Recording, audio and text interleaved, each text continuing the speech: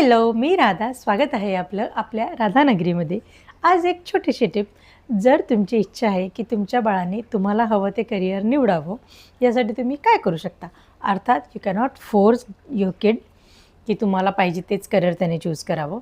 पण जर एखादं असं तुमचं स्वप्न असेल, तुमची इच्छा असेल की तुमच्या बाळाने हे करायला हवं, तर अगदी ॲट द पॉइंट ज्यावेळेला तो करियर चूज करणार आहे, त्याला सिलेक्ट करायचं आहे, त्याला सब्जेक्ट, टॉपिक्स असं काहीतरी सिलेक्ट करायचं आहे, त्यावेळेला त्याला अचानक सांगण्यापेक्षा की मी डॉक्टर आहे, तू डॉक्टर हो, मी इंजिनियर आहे, तू इंजिनियर हो, किंवा माझं हे स्वप्न आहे की तू पायलट व्हावं म्हणून तू पायलट हो, असं काहीतरी सांगण्यापेक्षा, असं काहीतरी सांगून ते पूर्ण होणार नाही आहे. त्याच्यापेक्षा मी तुम्हाला छोटीशी ट्रिक सांगते, तुम्ही काय करू शकता.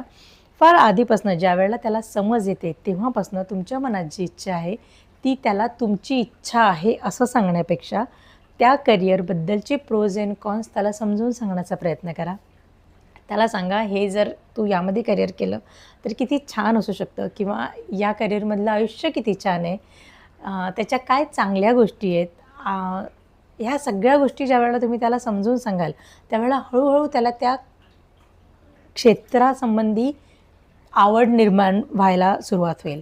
आणि ज्यावेळेला त्याला ते क्षेत्र आवडायला लागेल, त्यावेळेला ते स्वतःहूनच प्रयत्न करेल त्या क्षेत्रामध्ये जाण्याचा. मग तुम्हाला फोर्सफुली त्याला सांगावं नाही लागणार आहे.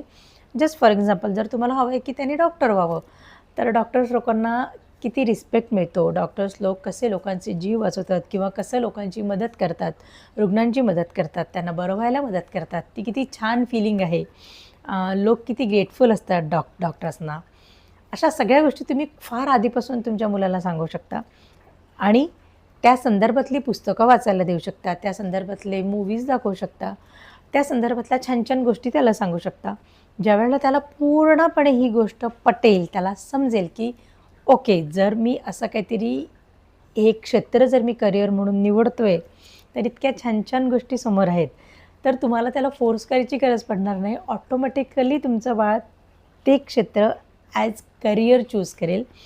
तुमचंही काम होईल आणि तुमचं बाळही आयुष्यात नक्की सक्सेसफुल होईल.